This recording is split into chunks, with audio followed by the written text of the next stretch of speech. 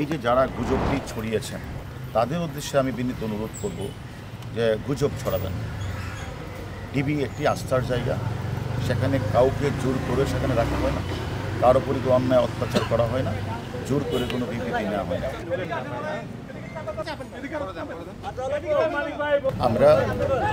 আমরাও তো ঢাকা বিশ্ববিদ্যালয়ের ছাত্র ছিলাম, তাই না? এই ছয় সমন্বয় যারা, আমরা আপনাদেরকে আগেও বলেছি, তারা সিকিউরিটির স্বার্থে আমরা তাদেরকে এনেছি এবং তারা আমাদের সাথে আছে। আপনারা জানেন এই সমন্বয়কারীকে ঘিরে অনেক গুজব চলছে এবং আমরাও তাদের পরিবারের সাথে কথা বলেছিলাম। তাদের পরিবার এবং তারা যে কথা বলা, সেখানেও তারা যখন ইনসিকিউরিটির কথা বলছিল যে আমরা নিরাপত্তাহীনতায় ভুগছি, সেই নিরাপত্তাহীনতার কারণেই মূলত তাদেরকে আমাদের কাছে আনা।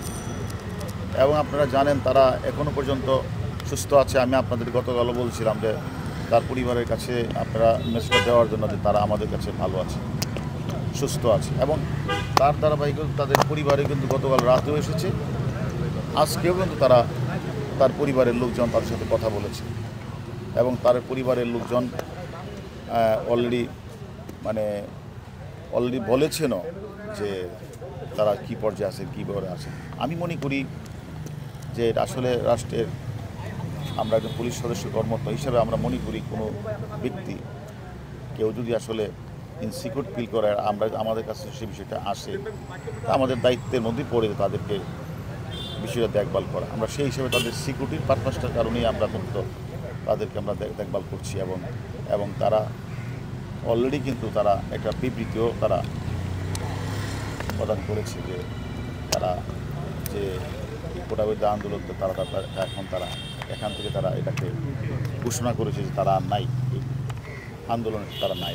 এখন যদি আপনারা মনে করেন যে এটাও একটা গুজব ছড়িয়েছে, আমরা দেখেছি গতকাল রাতে যে তারা স্বেচ্ছায় বিবৃতি দেয় নাই, এই ধরনের কথাও বলেছে। আমার কথা হলো যে আমরা মনে করি যে আমাদের ডিবির যে কার্যালয়, এটা একটা মানুষের একটা আস্থার জায়গা। এখানে কাউকে হেনস্থা করা বা কারো প্রতি অন্যায় আচরণ করা, সেটা ডিবি কখনোই করে না এবং আমি মনে করি ভবিষ্যতেও করবে না। এটা একটা আস্থার জায়গা। মানুষ যখন কোনো বিপদে পড়ে আমাদের কাছে আসে, কেউ যেন সিকিউরিটিহীনতায় ভুগে আমাদের কাছে আসে বা আমরা নিয়ে আসি, আমরা তাদের সিকিউরিটি দেওয়ার জন্য মূলত কাজটা করি। এই যে যারা গুজবটি ছড়িয়েছেন তাদের উদ্দেশ্যে আমি বিনীত অনুরোধ করব যে গুজব ছড়াবেন।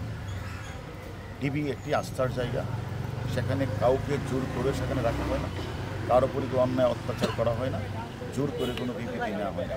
আমি মনে করি তারা রিয়েলাইজ করেছে যে তারা আমাদের কাছে লিখিতভাবে বলেছে যে সরকার তাদের যে দাবি পুরাটাই সরকার মেনে নিয়েছে এবং সেই কারণেই তারা তাদের যে আন্দোলন তারা প্রত্যাহার করে নিয়েছে। আমরা দেখেন ওই যে বাসার যে ব্যবসায়ী তো সে যেতে চাচ্ছিল হাসনাবাদ, তাকে তারা পুলিশ মনে করে জামাত শিবির চক্র তাকে পিটিয়ে তাকে 1.5 কিলোমিটার তারা টেনে হিস্ট্রে নিয়ে গিয়েছিল এবং তার কাছ থেকে অস্ত্রটা চিনে নিয়ে গেছিল, 3টা মোবাইল চিনে নিয়েছিল। আমরা সে অস্ত্রটা উদ্ধার করেছি, মোবাইল, এবং এই ঘটনার সাথে যারা জড়িত তাদের 5 জনকে আমরা গ্রেপ্তার করেছি এবং আদালতে তারা অলরেডি 164 করেছে। আমরা মনে করি তারা 164 তারা স্বীকার করেছেন এবং টেনে হিস্ট্রে প্রথম লাশটা পাওয়া না গেল, আমরা এখন লাশের সন্ধানটি পেয়েছি, সেটা সোহরাওয়ার্দী হাসপাতালে পাওয়া গেছে। আমি মনে করি সেটা তার অবশ্যই পরিবারের কাছে নিয়ে যাবে। কিন্তু এই যে জঘন্যতম যে হত্যাকাণ্ডটি যারা ঘটিয়েছে, তারা আদালতে কিন্তু 164, তারা সকলেই জামাত এবং বিএনপি।